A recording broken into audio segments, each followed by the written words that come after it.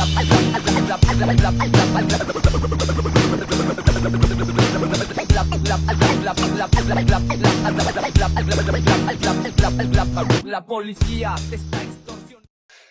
welcome to today's episode of Mastering Wellness.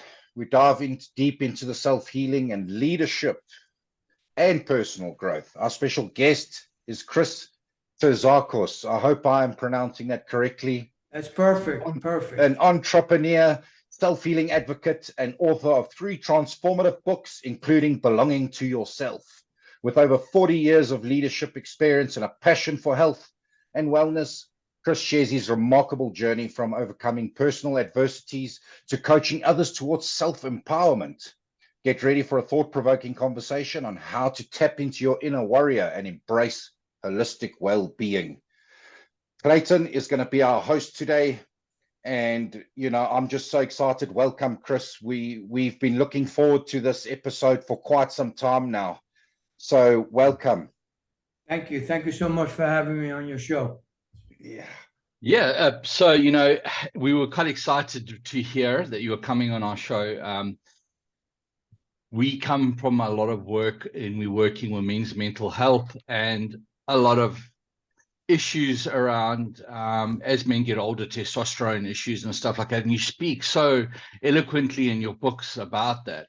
But I think before we begin, if you could just give our listeners some background into your remarkable life and what's brought you to this point where you're able to help so many people through your learnings and your knowledge. Sure. So as a child, I grew up in New York City. I come from a very tough neighborhood. I was always a leader. I played baseball. I was a leader on the baseball team. It was a traveling team. I nearly became professional. That didn't happen. I lost my best friend at the age of 20. He got involved into drugs, and he got involved with the wrong people, and he got murdered. So from that point on, that was a tough time. So from that point, I said to myself, early age, life's got to be better than this. So then I went into business. I worked for a company. By the age of 25, I was a supervisor. I became the leader of a lot of people. I was involved with unions, put a lot of people to work in the New York City area. So I was pretty influential. And being a leader, people come to you, they trust you to talk to you about personal issues. And I'm not a therapist, I'm not a doctor, I'm not a psychologist, but I was able to give them the best advice that a leader could give them. And if I couldn't help them, I would introduce them to someone who I knew that would be able to help them. So that's what a leader does. Sure. A leader can't lead you unless he didn't experience it or have the wisdom to help you. So a leader can't do that. Sure. That's amazing. That is amazing. And I love what you said there about, a leader can lead from a place if they have lived experience. It's so nice and refreshing. 100%. 100%. Yeah, that's true. You can't lead anybody unless you've been through it. Most of the things that I write in my book, and all 3 books actually, is something that I experienced. I gave my wisdom, and most of it is based on discipline, mindset, a healthy mindset, dedication, and that's how I live my life. So if people listen to us talking, those are the steps.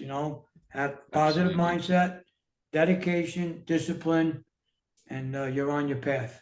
Yeah. 100%. And that also talks to our field, because we are AOD therapists, so we work with addiction mostly, but also the offshoots off of it. And we are both recovering addicts with long-term recovery behind us. And so what you speak to is also the cornerstone of what we teach in recovery, Right. You can't sit there and expect things to happen. You got to get out there and you got to do it yourself. You got to put in the hours. You got to put in the effort. You got to change your mindset.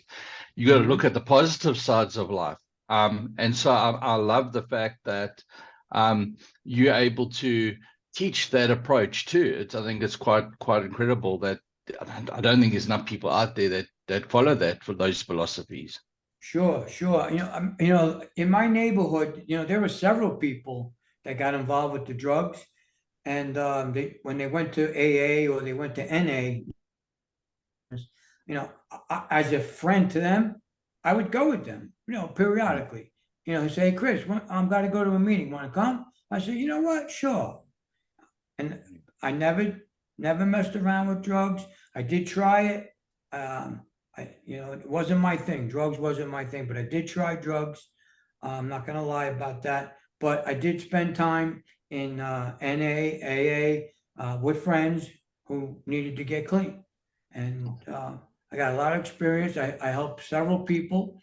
I helped a girl. I drove her up to Veritas Villa, upstate New York, dropped her off.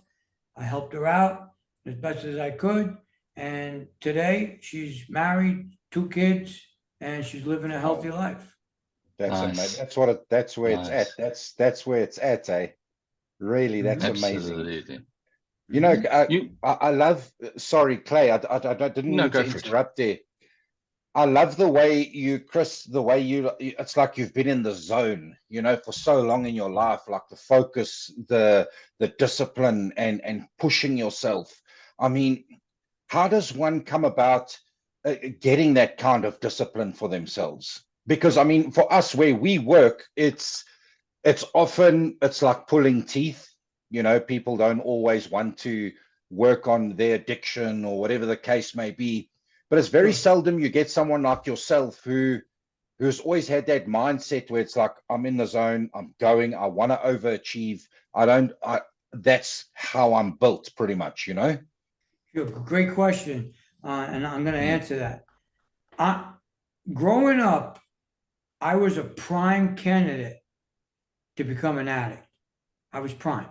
Single family house, mother raising 4 kids, poor, in a neighborhood saturated with drugs everywhere. In my generation, cocaine was a big thing.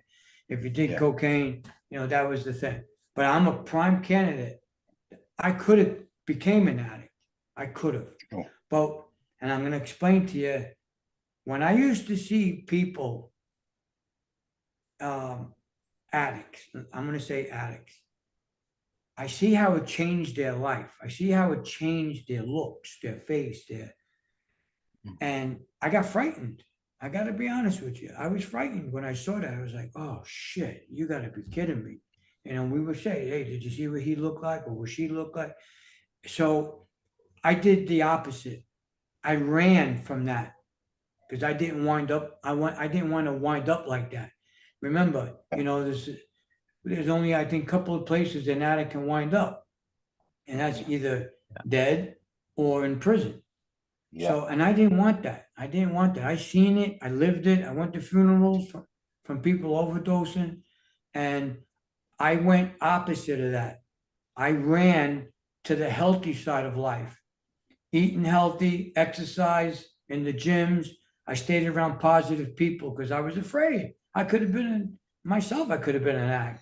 I know I could have been an addict, but I was fear. Fear got in the way, and that's why I didn't do it. Sure. Absolutely. You know what? You've been mentioning a lot about health, and I find that there's a strong link with addiction because a lot of our emotions are stored in our body. So if we look at anger, I think one of my major issues was I had major rage issues, major anger issues. And I think a lot of addiction stems from trauma.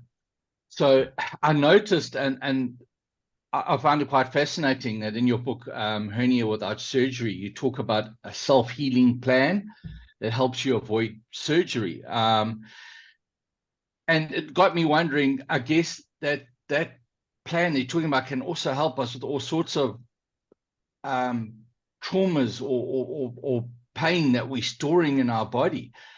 And I was just wondering what those key steps were in this plan, and how can people apply these principles to our own health challenges, whether it be mental or physical? Good question.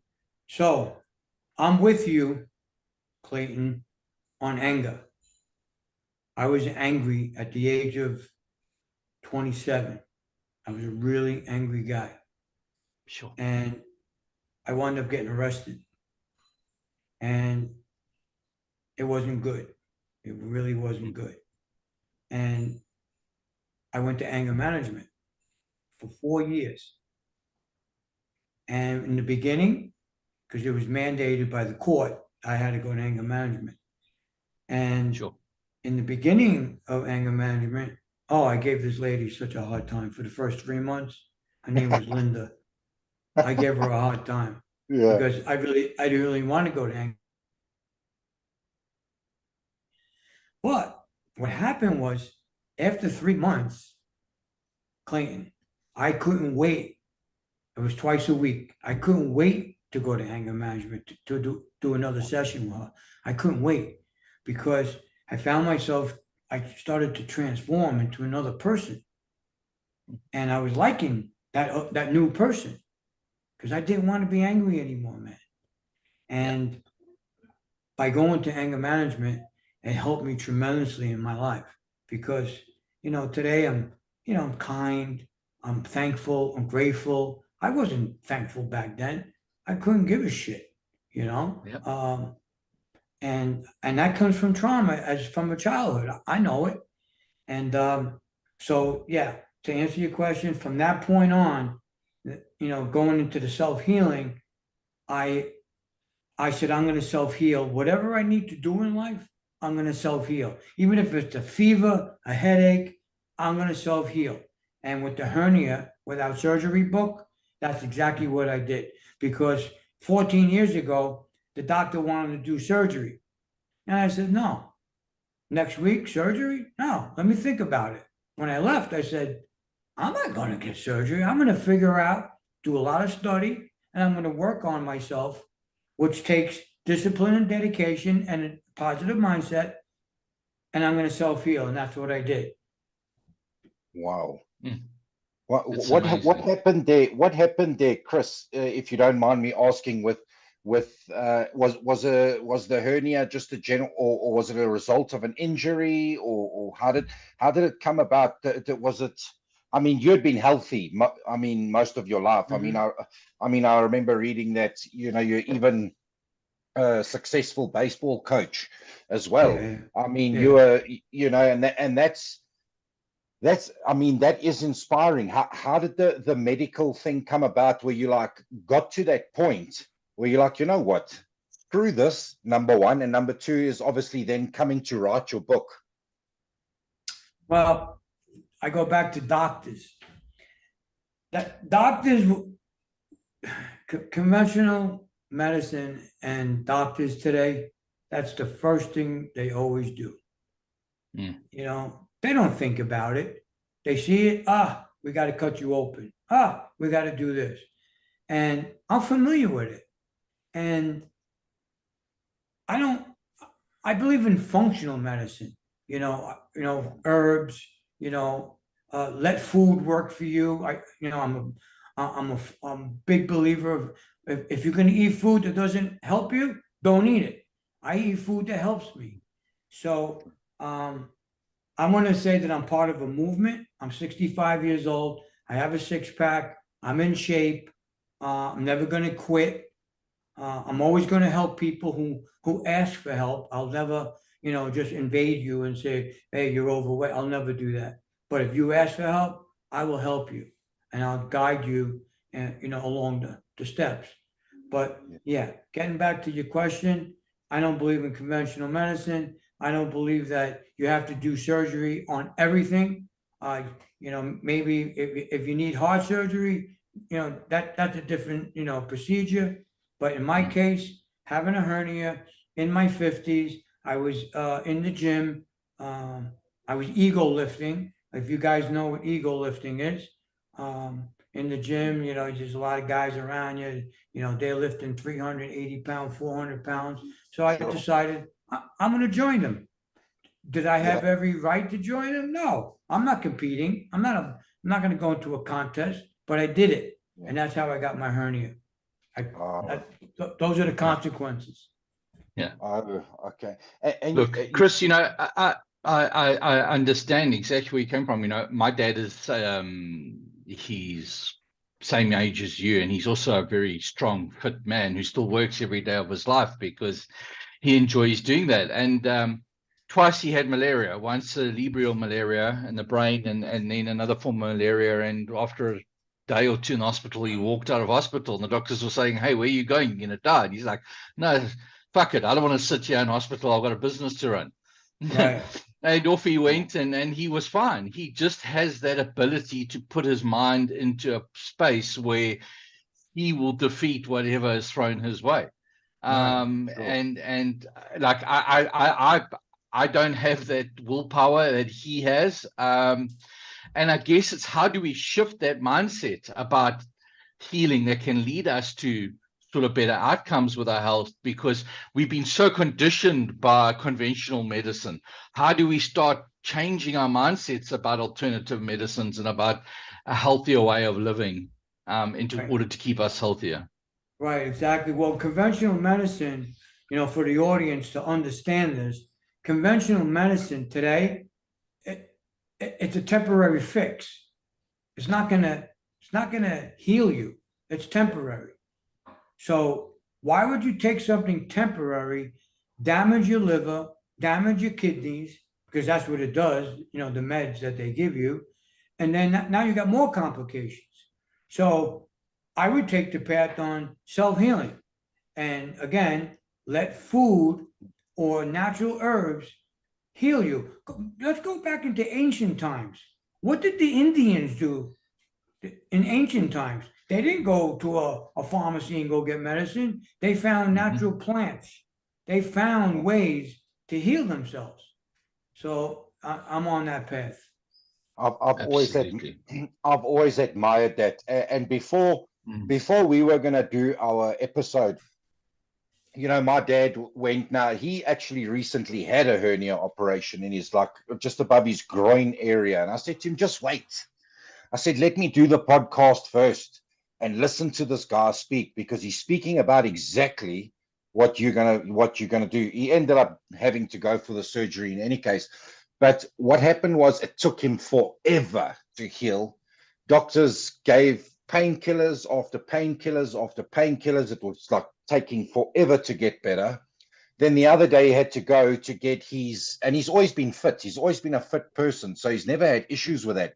But then they had to go and sort out his knees, because his knees are just, and I thought to myself, no. These, every time you go to the doctor, and I mean, they're actually on their way back now from Johannesburg, from the knee specialist, because he's just had his knees, something happened, something to do with his knees.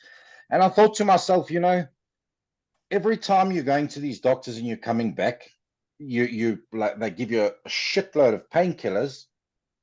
And every time I hear that he's going to a doctor to get something sorted, I think to myself, shit, well, I really want to hear what Chris has to say about this, and I want to hear if he's got, if I'm not mistaken, do you sell these types of products and things like that, like maybe oils and these? Is it in your book when it comes to which awesome natural herbs that you use as a person? Yeah. I don't sell them, but on my website, healingwarriors.com is my website. Yes. Yeah. I put the supplements that I took for the testosterone and for the hernia, and it's on my website. But I don't make any money off of it. I just put it out there. It's mentioned in the book. There's nine steps. Here's the hernia without surgery. There's 9 steps. Now, there are supplements in this book that I take for the hernia, and I don't sell the products. I just shared the products of what I did. Yeah. So I think the main thing is obviously just to channel. Well, what I'm wanting to do for him is, well, I'm gonna gift him. I'm gonna get your 3 your 3 books, and then also just see kind of what you've been taking and things like that, because the traditional stuff is not working. I mean, I was listening to Dana White. He's the UFC guy, you know, like I follow. I'm a big UFC fan. Yeah, so I was listening to him do a podcast, and he's like, I will never go to a doctor again. If I need a surgery, I'll go. But in terms of general health, they don't know what the fuck they're talking about. They're full of shit. Yeah, I just want to give you pills. And then he did this test with this other guy, and I forget this guy's name. It's like a genetic methylation test. Yeah, his name is Gary. Gary Becker. Yeah. And I was fascinated. Because I also want to do this. I want to do this now, you know, because I feel like I've come to a place where I have to challenge myself to do what people are saying. Because so I was speaking to another lady as well. She's a psychotherapist, and she's been, call it Western, for a while in her practice, etc. But shortly in her time there, she's like, no, wait a minute. I'm tired of people keep coming in here. We give them the traditional Western kind of stuff, and then they leave again, and then they come back again. And she started speaking a lot about like traditional healing, you know. And I thought to myself, how interesting to be in this phase of my life and meet you guys. And, you know, so there's something behind this. And I mean, I've just been inspired. I mean, I've looked at your website more than once, and I know I keep saying that, but it's definitely something I'm going to do. I'm going to buy those 3 books. I'm going to gift it to my stepdad, let him go through it, because I do believe that there's so much value that we're not seeing. Even myself as a therapist is not seeing, because and I know I'm talking a lot here, so sorry about that. So even as a therapist, we are very often almost indirectly boxed into a westernized approach. So our heart of this podcast was to say, no, fuck all of that. We want to take mental health from wherever it comes from all around, like holistically, and we want to find out what this thing of wellness actually is and how it's working for people, because the way we're doing it is not working. As much as we want to admit it, it's not working. Right. The pharmacy companies are getting richer. Yeah. Okay. The pharmacy companies are giving you painkillers, and now you're addicted to painkillers. So, you know, in life, it's very, very cut and dry. This is very cut and dry, what I'm going to say. You have a choice. You want to grow old gracefully, or you want to grow old sick. So you have a choice.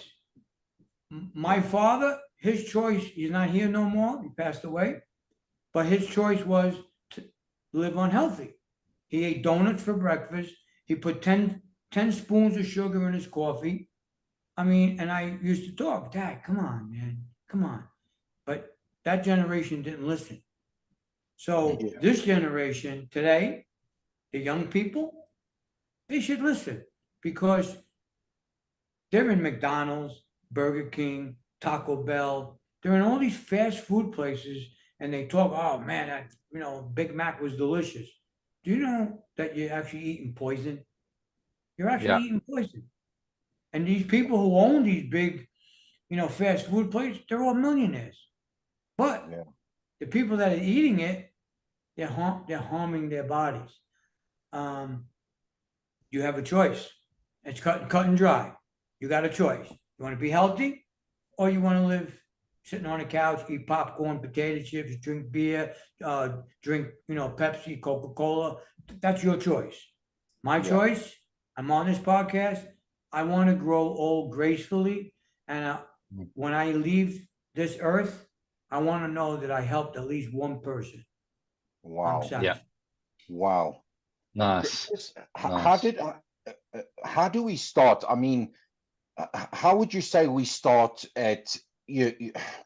I'm trying to phrase the question, I suppose. more clearly, because sometimes I think in such abstract ways. But how do we start this journey? Let's say, because I'll be honest, I've been eating so much shit for so long, you know, and I haven't really kind of had to worry about, because I do exercise, but lately, I would say from 36, so for the last 2 years, I've definitely felt my energy go down. It's not like I was when I was younger. It's like, where do I start? You know, how do I? Okay. It's like, where do I start? Okay, so that's a great question. Where do I start? You first start mentally. You have Okay. to start mentally. You know, you got to be fit to be tired. So when enough is enough, that's what you got to tell yourself. You know what? Enough is enough. You know, I follow a guy. His name is David Goggin. Do you guys know him, David I've Goggin? heard of him. Yes, I've heard of him. Okay, David Goggin was over 300 pounds. He went to the United States Navy. They turned him away. They laughed at him. They go lose 100 pounds. You got to see what the guy looks today. Became a Navy Oh, SEAL. yeah. Yeah, I Yes, I remember. know. Oh, I yes, I remember know that exactly what guy. you're talking about. yeah, Yeah, yeah. African American guy, right? yeah. Yeah, Oh, yeah, yeah, oh, yeah. okay. So he says, I'm going to mimic what he said. If you have a floor at home, if you have a floor at home, you can't make excuses why you can't exercise. Because on the floor, you don't need weights. On the floor, you could do sit ups. On the floor, you can do push ups. You could do stomach. So don't make excuses. Oh, I can't get to the gym. Okay, just go in your living room or go in your bedroom, get on the floor and go do 100 push ups. Go do 100 sit ups. Don't make excuses. If you want this in your life and you want to be healthy, you got to stop the bullshit. Yeah. Just stop it. I Don't like bullshit that. yourself. Be true to Yeah. yourself and say, you know what? How much time I got? If you're running out of time, okay, 20 minutes today. Boom. I'm going to bang out all this stuff. Push ups. I'm going to do some lunges. Don't make excuses, because excuses will make you stop. Sure. Yeah. Sure. You know, I saw it when I was a young man, and I lived in Houston for 5 years in the 90s. Used to go to gym there a lot. Sort of kind of worked in the industry when I was younger, and you know, we used to see the older generation that were there that was still so fit and so strong.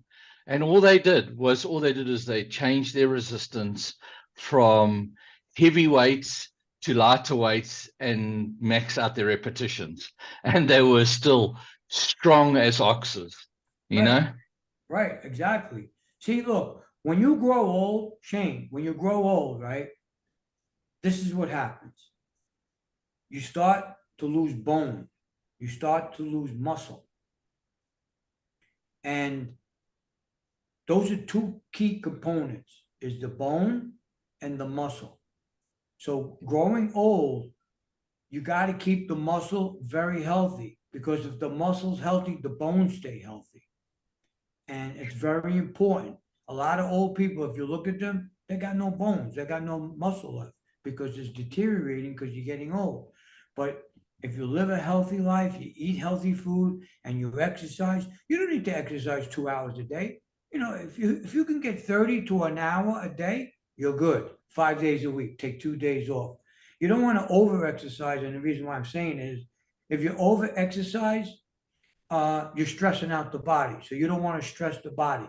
Clayton, what you said, lightweight, a lot of reps, that's beautiful. You don't need to lift 400 pounds. I've been there. I lifted 400 pounds already. I don't want to ever lift 400 pounds again.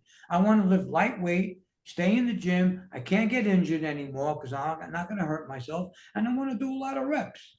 So, Okay. yeah, you got to keep the bone healthy and you got to keep the muscle. Okay. Sure. I'm taking Absolutely. notes. I'm always I'm learning from Chris like every minute of the way here. Thank you, guys. Thank Chris, you, man. on that topic, you know, just to bring something else up. And I spoke to you a little bit in the beginning about doing a lot of work with men's mental health. I've worked a lot with urologists that had counseling sessions for clients that were battling, that had come through to the urologists. And A lot of it was depression. A lot of it was erectile dysfunction. A lot of it was issues around sexual health in regards to testosterone as we get older. But not only that, I mean, there was a lot of depression there. There were a lot of other symptoms that came from that lack of testosterone that inevitably we hit. You know, I'm over 50. You know, I understand that feeling, and you know, you focused in that book that you wrote on natural testosterone over 60, and you focused on natural ways to boost that testosterone. So I did. what sort of advice do you have for men that are dealing with low testosterone as they age? Okay, so here's my book. That's a picture of me. It's not some people say it's a photoshop. That's not photo. It's a natural picture. That's what I look like. This was taken 8 months ago. So Excellent. I'm going to answer your question. It's normal for 30, 35, 40-year-olds to start losing their testosterone levels. It starts to decline at the age of 30, 35. And the reason why today it's declining faster than it was in my generation or my dad's generation is because there's a lot of pollution, radiation, microwaves, Wi-Fi. Here's a big one: plastic toxins. If you're drinking water or Gatorade out of a plastic container, throw it in the garbage, man. It's loaded with toxins. And what these toxins do, they harm the hormone balance, which is testosterone. So you got to get away from all that. Don't put a cell phone in your pocket. Don't try not to use a microwave to heat up your food. Don't drink, items from a plastic. If you go to a supermarket, everything's in plastic. It's unbelievable. I got vision because this is what I do. I look at everything. Salad, I would never buy salad in a plastic bag. Gatorade. First of all, I don't drink Gatorade, but Gatorade's in a plastic container. Water, plastic container. I don't buy any of that. I buy bottles. And if I buy, lettuce, I buy lettuce fresh, not in a bag. So that's why the testosterone level today is dropping even more so, plus the stress. We have a hormone, it's called cortisol. Cortisol is a stress hormone. Now, when you have a lot of stress, it blocks the production of testosterone, cortisol. Wow. Yeah. Correct. Now, if you're eating a lot of sugar, you got to get off the sugar, man, because sugar, the insulin goes up. When the insulin goes up, the estrogen follows it. Estrogen goes up. And those are two big blockers from testosterone. So you got to get rid of that. You got to get rid of the sugar. You got to try to lower your stress levels. And if you're curious to know how I did it, I'll tell you guys how I did it. So this is why today the problem is greater than years ago. It's because pollution, radiation, cell phones, plastic toxins. When I was a kid, when you went to buy a soda or water, it was in a bottle. It wasn't in plastic. Yeah. But because of money, it's cheaper for the manufacturer to put it in a plastic container. But in a plastic container, you're hurting the customer who's buying it. You're hurting them. So I choose not to. So I'm ready for another question. I think I answered your question. Would you say, Chris, like, so if somebody likes sugar, like myself, what about something that's like xylitol? Is it called xylitol? Natural one. Sugar?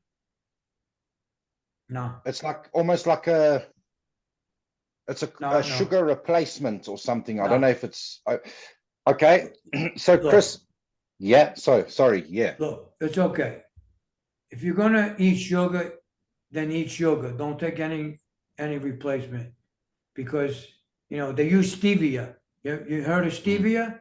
Yeah. Okay, they put stevia. So you go buy a Coca-Cola that has sugar, and then you can buy a Coca-Cola that's diet. The diet is worse than the original Coca-Cola. So Yeah. to answer your question, no. What you need to do is this. And it takes 3 days, only 3 days. If you can drop the sugar for 3 days, you're gonna suffer. I know people are craving cake or cookie, but in 3 days you lose the craving. Wow. You know, the sugar is very addicting. Yeah. Yeah. When you have a piece of cake today, 4 days later, you're like, oh man, I wish I can get another piece of that cake, or those cookies look good. Sugar is addicting. People don't understand that. Yeah, for sure. So you got to get off the sugar, because the sugar goes up, insulin goes up, estrogen follows, boom. Now it's your testosterone is trying to flow through through your receptors and your blood flow. It won't let it. It stops it. So what happens? Depressed, erectile dysfunction, low libido. You have no desire to do anything. So yeah. Okay. Absolutely. So Chris, so you came to, okay, so you decided, nah, I'm doing self-healing, surrounded yourself with positive people, obviously still working out hard, relying on more traditional ways of healing. How did you get to the place? What motivated you to write the book? Just, I know you said, even if I can leave and just help one person. I mean, even that, to write a book, I mean, how did that come about? Okay, good. Great question too. When I first got tested, see, I did PEDs in my 50s. I went on some steroids. Okay. I went on testosterone, a couple of Anavar, Winstrol, and I looked amazing. And the reason why I did it, I wanted to step up my game. I was going through change of life, a midlife crisis. And I always look good, but I just wanted a little bit more size. So yeah, I could talk to a couple of guys in the gym, knock around guys. Hey, listen, I want to get a little bit more size. What am I gonna do? Guy said, meet me later. I'll show you what you need to do. He showed me. I did it. I did it for about between 4 or 5 years. And when I got off of it, I didn't realize. See, I didn't realize this because he didn't tell me this. When you come off of it, your body stops producing it because it's so used to injections. Yes. So, you're putting synthetic testosterone in your body, and now your natural testosterone says, because your body speaks, and the natural testosterone says, oh, I don't need to produce testosterone because he's putting synthetic. So it shuts down. So when I went to get a blood test, I was not feeling good. My testosterone was 81 nanograms. So just so you guys understand, the audience understands, anything below 300 nanograms, you got to go get yourself checked out, and you need to get on a program, because your range should be between 300 nanograms and I say 500 at the age of 65. So what I did was, when I got my blood exam, come back 81. So doctor says, again, here we go with doctors. Oh, you're a prime candidate for TRT, testosterone replacement therapy. That means every week you got to take a shot. You got to go to the doctor twice a month. Your blood thickens. Your blood pressure goes up. You got to check your heart. You got to check your prostate. All these things. And me, as a believer of not in conventional medicine, I said the same thing I did with the hernia. I'm going to figure out a way how to do this on my own. And that's what I did. So I tried a whole bunch of different things, everything natural, right? Went back to the doctor 9 months later. Now I went to a holistic doctor, different doctor. Yeah. Took the blood exam again. Now, by the way, guys, both tests are in the book, the before and then the after. Great. Went back, took another exam, got the results 2 weeks later. The doctor, I was in the office, my wife was with me, and the doctor said, I can't believe it. I said, what? Your testosterone is 680. Wow. Nice. Went Wow. from 81 to 680 on my program. So Wow. here's the answer to your question, Shane. I get in the truck, my pickup truck. My wife says to me, I can't believe you did this. I said, yeah, I know. It was pretty, tough, but I did it. She goes, I want you to write a book. So my wife, she's the biggest supporter, and she encouraged me to write that book. Wow. My wife. Respect. So much respect She's- there, Chris. Respect said, your wife. Go Absolutely. help people. People listening to doctors, they're going on TRT, they have no idea what they're gonna wind up at the end of the day. TRT is for the rest of your life, guys. If you go on TRT, it's to the day you die, you gotta take TRT.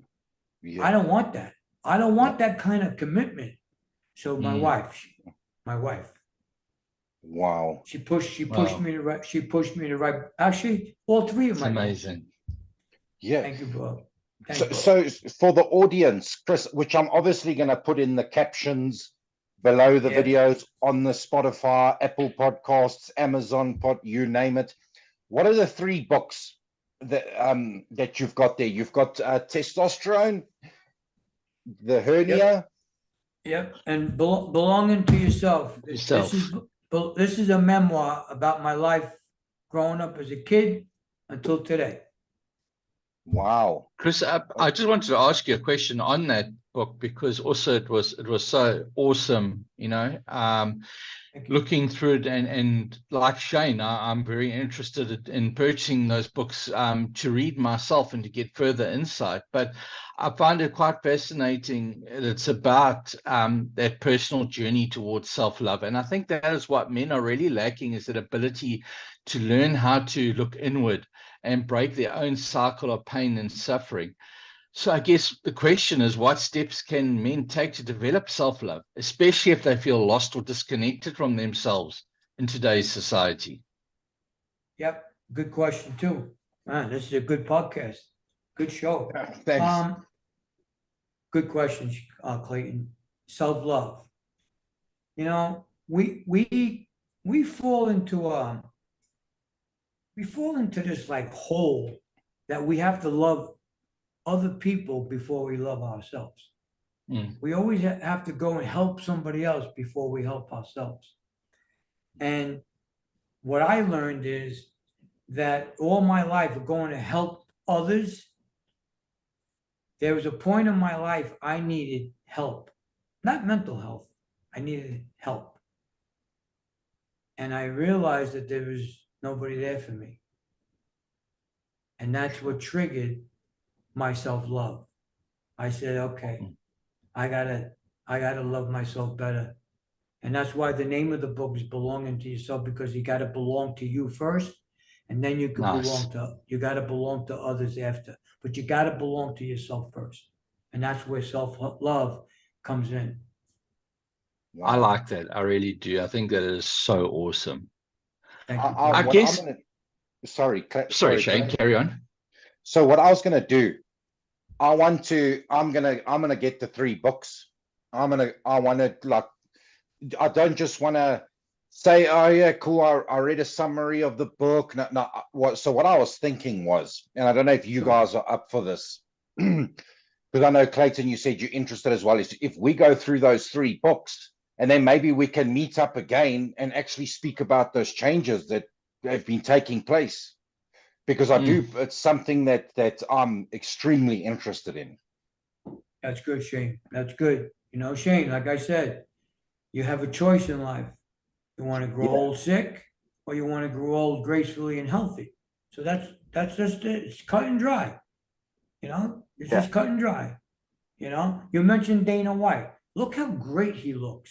Yeah, he does. He does. Did you see what he looked like? Did you see what he looked like 3-4 years ago? It looked like he was going to fall down any minute of a heart attack, that guy. Exactly. And look at him today, healthy. His skin, even his skin looks healthy. Exactly. You know, Exactly. so I listen. I could be on this podcast for about 5 hours with you guys.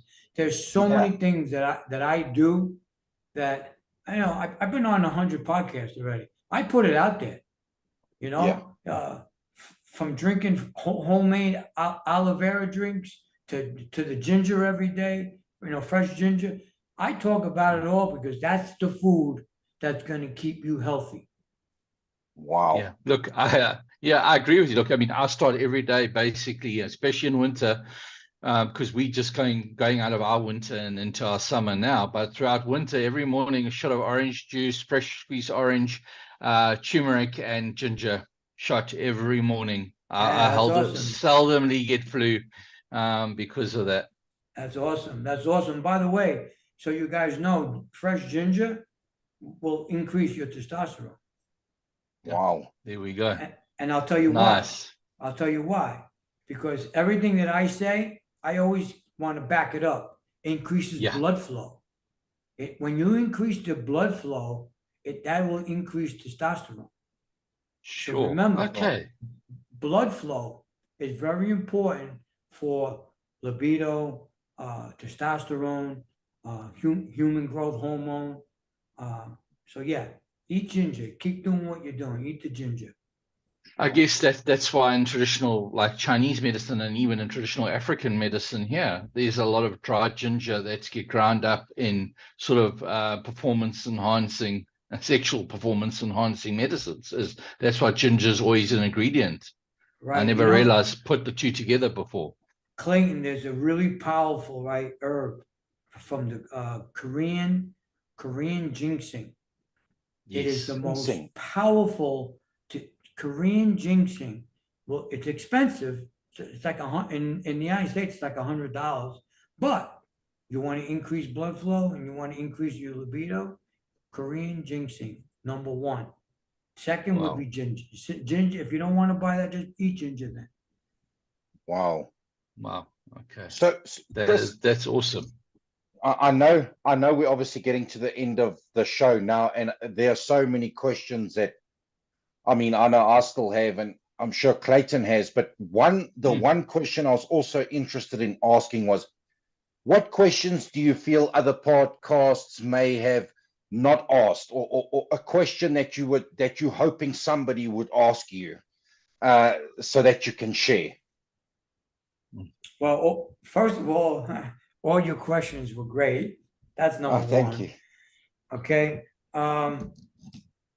One question is what Shane, you asked was, how do you start? Where do you begin? Yeah. That's the tough part for anyone. Where do you begin? Yeah. And my answer to you was, you got to be fit to be tired and say, that's it. Enough is enough. I don't want this life. I feel like shit. I look like shit. I've been in the doctor, 4 times already. Enough is enough. And that's where you got, that was a good question right there. That stuck with me because a lot of people ask me, where do you start? How do you start? And that's it. And one thing I want to add with that, when you start, don't let anyone stop you. Your kids, your wife, your girlfriend, your mother, your father. Because when people see that you're changing, they don't like that change. They want the old Clayton. They want the old Shane. Yeah. So don't let anyone stop you. If you're working out and you're eating healthy and people go and they make a negative remark, oh, you're going to eat that today? Guess what? Yeah, I'm going to eat that today. You want to eat what you eat what you eat. But I'm going to eat what I want to eat because it's only going to help you, man. It's only going to help you. Sure. Absolutely.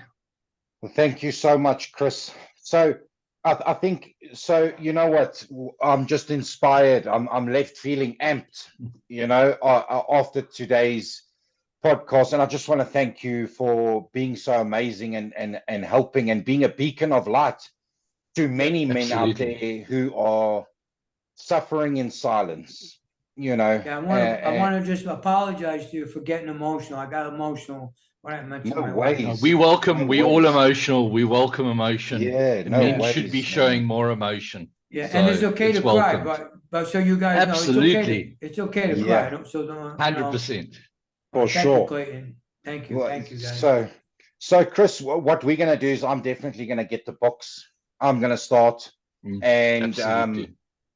definitely enough is enough. You know, sick and tired of being sick and tired, and going to change things. And then we would love to have you on our show again, speaking again. You know. That's awesome, Shane. I would love to come back. You guys are awesome, man. Hey, Awesome. so are you. So are you. Thank you Thanks, so Chris. much. Yeah, you. Thank you very much. And it's Okay. it's so nice to see a man in today's society taking on challenges and are sort of cutting down paths for other men to follow. And you are a beacon towards modern man in modern day society. And I just want to honor you for your journey and Thank you, sir. inspiring I us. appreciate it. I'm grateful for all your nice things. I'm grateful. And you know what? Let's do this again. Let's rock and roll again. Let's Okay. do it. Awesome. Awesome. Thank you so much, Chris. You're a superstar. Thanks, Chris. Thank you, Cheers. guys. Cheers, everybody. Okay. Okay, bye. Bye-bye. Bless you.